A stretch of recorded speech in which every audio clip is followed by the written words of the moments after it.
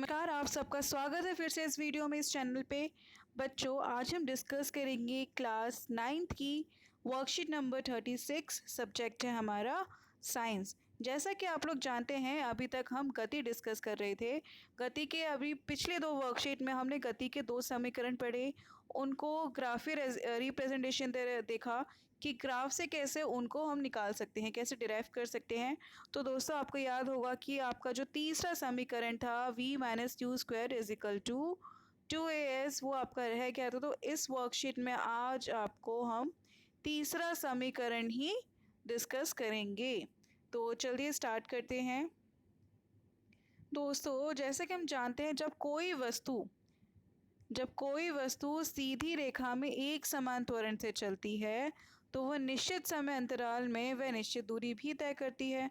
तो गति का जो तीसरा समीकरण है वो वस्तु के प्रारंभिक वेग, अंतिम वेग का संबंध स्थिति के साथ दर्शाता है।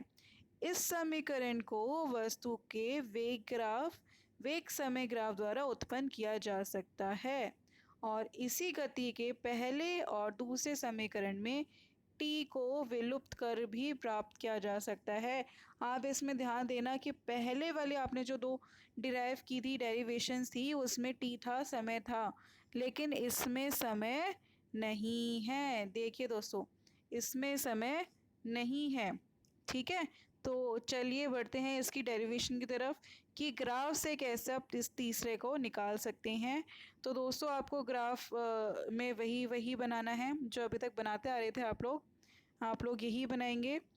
ठीक है, अब इसमें क्या है कि जो एक समान त्वरण से आपकी गाड़ी चल रही है, जो भी चीज़ चल रही है, तो उसको हमने ग्राफ समय पे ले लिया और जो बिंदु बी है ये वो एक्स कक्ष में है, वो बी सी। ठीक है, और जो हमें ग्राफ दिया गया है एक ऐसी वस्तु के वेग में समय के साथ परिवर्तन दर्शाता है जिसमें आपका ए क्या होगा, त्वरण होगा, प्रारंभिक वेग u होगी और t आपका समय है और v है आपका अंतिम वेग।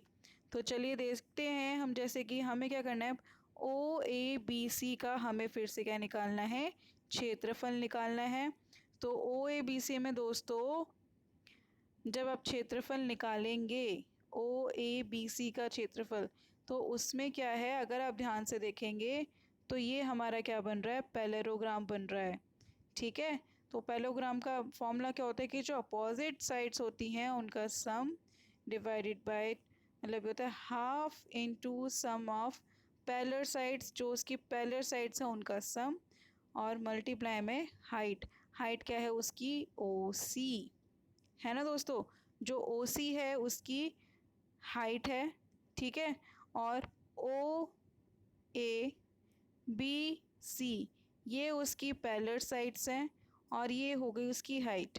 तो इन दोनों का जमा गुणा में ये और भाग कर देंगे 2 से। तो ओ ए क्या है हमारा, ओ ए आपको पता है कि हमारा यू है। बी सी अगर आपको पता है, बी सी हमारा है वी पूरा, और ओ सी हमारा है टी। इसको हम वैल्यूज़ इन सारे में पुट कर देंगे। तो देखिए, तो पुट करने के बाद आपका क्या आया, आपका आ गया ये। ठीक है, लेकिन जैसे कि आप सब जानते हैं कि हमें इसमें समय नहीं चाहिए, तो हम समय की जगह क्या करेंगे, देखिए आपके पास ये हो गया गति का पहला समीकरण। तो गति का पहला समीकरण है आपके पास, तो वहाँ से आपकी टी की वैल्यू आ जाएगी। अब यहाँ पे टी की वैल्यू यहाँ पे पुट कर दीजिए। टी है आपका है वी माइनस यू अपॉन में ए, तो ये हो गया v plus u, v minus u upon में 2a। ठीक है, 2 यहाँ का और ये यहाँ का, तो ये क्या होगा, a square minus b square का फॉर्मूला लगाइए, तो v square minus u square is equal to 2as। तो ये आ गया आपका गति का तीसरा समीकरण। अब देखते हैं इसका एग्जाम्पल। वो बोलते हैं एक 12 मीटर पर सेकंड के वेग से चलती हुई कार पर ब्रेक लगाए जाने पर, तो दोस्तों बताते कि इस गति से गाड़ी चल रही लेकिन उसके ब्रेक लग गया। आप सब जानते होंगे, अगर गाड़ी चलते चलते रुक जाती है, ब्रेक लग जाता है, तो उसका अंतिम वेग क्या हो जाता है, 0, और प्रारंभिक वेग क्या है, 12। ठीक है, और उसने बोला लग जाने पर इतने का त्वरण, तो ए आपका हो गया इतना, और टी उसको ने दे रखा है। फिर उसने पूछा तो कार द्वारा तय की गई दूरी एस आपको निकालना है।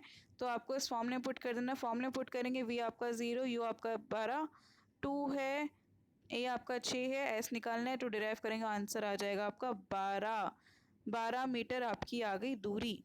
ठीक है दोस्तों, बहुत आसान था। चलिए अब हम प्रश्न नंबर फर्स्ट देख लेते हैं। पहला है गति का पहला और तीसरा समीकरण लिखिए। पहला और तीसरा समीकरण, दोस्तों पहला समीकरण है ये और तीसरा समीकरण है ये। तो आपका प्रश्न नंबर फर्स्ट का आंसर हो गया पहला और तीसरा समीकरण। अब है गति के तीसरे समीकरण को वेग समय ग्राफ में डिराइव करना है। तो आपको इसका आंसर दोस्तों पता ही है, जैसे कि अभी तक करते आए हैं। तो ये रहा आपका फॉर्मूला ग्राफ। आप ये ग्राफ बनाइए, फिर उसको गति के यहाँ से लेके प्रश्न नंबर पॉइंट नंबर 5 से लेके आपको यहाँ तक ये पूरा डिराइव करना है। तो ये हो गया आपका सेकंड का आंसर। तो चलिए अब देखते हैं लास्ट क्वेश्चन। लास्ट क्वेश्चन ये कहता है एक कार विराम अवस्था से चलना प्रारंभ करती है। दोस्तों अगर कोई भी कार, कोई भी वस्तु विराम अवस्था से चल रही है तो उसकी प्रारंभिक गति, क्योंकि स्टार्टिंग में तो 0 पे थी, तो u हमारा हो गया इसमें 0, और 5 मिनट में 10 मीटर पर सेकेंड का वेग प्राप्त कर लेती है। तो उसने आपको समय दे रखा है 5 मिनट। इसको ध्यान दीजिएगा, 5 मिनट है और आप यहाँ पे अभी तक सेकंड ले रहे हैं। तो 10 मीटर पर सेकंड दिया गया है और आपको v दे रखा है 10 मीटर पर सेकंड। तो पहले तो आप इस मिनट को सेकंड में चेंज करेंगे। मिनट को सेकंड में चेंज करने के लिए इसको 60 से गुणा कर देंगे तो आंसर आ जाएगा 300 सेकंड। ठीक है दोस्तों, फिर आपको बताना है त्वरण एक समान है तो आपको इसका त्वरण निकालना है। तो दोस्तों ये तो आपका गति के पहले नियम से, इन तीनों से आपका त्वरण निकल जाएगा। त्वरण निकालने के बाद आपको दूरी निकालनी है। तो चलिए इसको सॉल्व करते हैं। हाँ जी दोस्तों, देखते हैं। u है आपका 0, t है आपका 300 सेकंड और v है आपका 10। तो अगर पहले में पुट करेंगे v minus u, v is equal to u plus 80 लगा लीजिए। तो v आपके पास है 10, u है आपका 0 प्लस में a आपको निकालना है, गुणा में t कितना है आपका 300। तो दोस्तों अगर इसको सॉल्व करेंगे तो आपकी वैल्यू आ जाएगी, ये आ गई आपकी a की वैल्यू 1/30, 0.03, बहुत कम वैल्यू आई है। तो चलिए अब इसके बाद दूसरा देखते हैं। हमें निकालनी है दूरी। तो दूरी कैसे फाइंड आउट करेंगे? दूरी हम निकालेंगे अपने दूसरे फॉर्मूले से, v² minus u square is equal to 2as। मतलब ये हमने कौन सा फॉर्मूला लगाया दोस्तों? अपना गति का तीसरा समीकरण। v² हमारा हो गया 10 का स्क्वायर, 10 का स्क्वायर हुआ 100।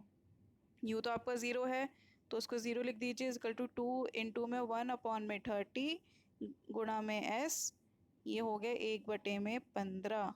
तो यहाँ पे हो गया 100 is equal to 1/15 is equal to में गुणा में